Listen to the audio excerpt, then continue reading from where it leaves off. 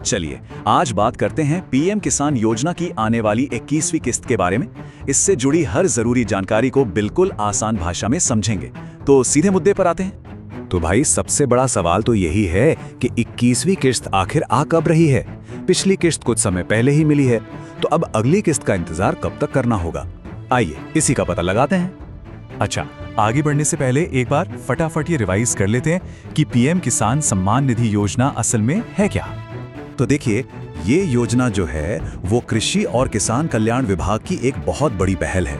इसका सीधा सा मकसद है देश के उन छोटे किसानों की मदद करना जिनके पास 2 हेक्टेयर तक जमीन है। उन्हें सीधी आर्थिक मदद दी जाती है।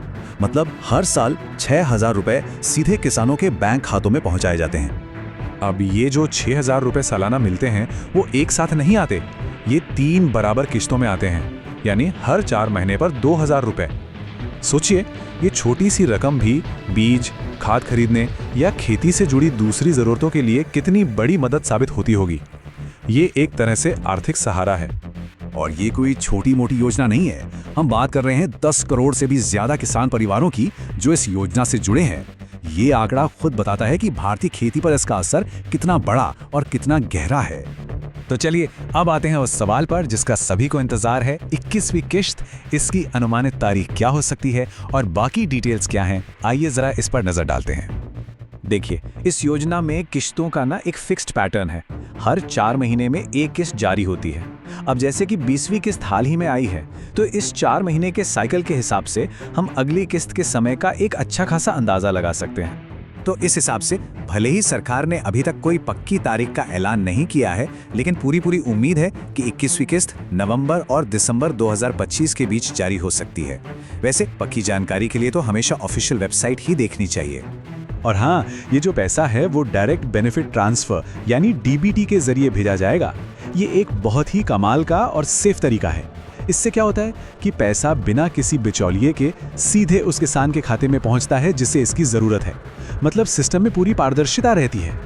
लेकिन रुकिए, ये किस्त पाने के लिए कुछ शर्तों को पूरा करना बेहद जरूरी है। तो आइए जरा जरूरी चेकलिस्ट पर एक नजर डाल लेते हैं, क्योंकि अगर इनमें से एक भी चीज में कमी रह गई तो पेमेंट रुक सकती है।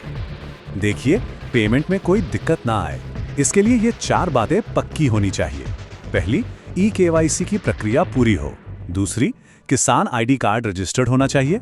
तीसरी, बैंक खाता पीएफएमएस के जरिए डीबीटी के लिए एक्टिव हो। और चौथी, ये कि पिछली यानी 20वीं किस्त बिना किसी परेशानी के मिल गई हो। इससे पता चलता है कि सारा रिकॉर्ड बिल्कुल ठीक है। नियम बिल्कुल साफ है। इस किस्त का फायदा सिर्फ उन्हीं किसानों को मिलेगा जो इन सभी शर्तों को पूरा करते हैं। इसीलिए ये बहुत जरूरी है कि सब अपनी पात्रता की जांच कर लें और अगर कोई कमी है तो उसे समय रहते ठीक करा लें। तो अब सवाल उठता है कि जब किस्त जारी हो तो कोई अपना पेमेंट स्टेटस ऑनलाइन चेक कैसे कर सकता है। चलिए इस पूरी प्रक्रिया को स्टेप बाय स्टेप समझ लेते हैं। ये प्रोसेस काफी आसान है, कोई भी कर सकता है। सबसे पहले पीएम किसान की ऑफिशियल वेबसाइट पर जाना है। वहां होम पेज पर ही एक फार्मर्स कॉर्नर का सेक्शन दिखेगा। बस उस सेक्शन में बेनिफिशियरी स्टेटस के ऑप्शन पर क्लिक करना है। इसके बाद जो भी जानकारी मांगी जाए, जैसे रजिस्ट्रेशन नंबर या मोबाइल नंबर, वो डालना है। फिर स्क्रीन पर जो कैप्चा कोड दिखे उसे भरकर सबमिट करते ही सारी जानकारी सामने आ जाएगी। एक बात जरूर ध्यान में रखनी है कि किस्त जारी होने की पक्की और फाइनल तारीख का ऐलान सिर्फ और सिर्फ ऑफिशियल पोर्टल पर ही होगा। इधर उधर की खबरों पर भरोसा करने से अच्छा है कि सीधे यहीं से कंफर्म किया जाए। तो ये थी 21वीं किस्त से जुड़ी सारी जरूरी जानकारी। लेकिन ये सब हमें एक बड़े सवाल पर सोचने के लिए भी छोड़ जाता है। पीएम किसान जैसी सीधी डिजिटल पेमेंट वाली योजनाएं आखिर भारतीय कृषि का चेहरा कैसे बदल रही हैं? ये सिर्फ पैसों की मदद नहीं है, ये तो टेक्नोलॉजी के जरिए किसानों को सीधे तौर पर मजबूत बनाने की एक कोशिश है। इस बारे में सोचने के लिए बहुत कुछ है।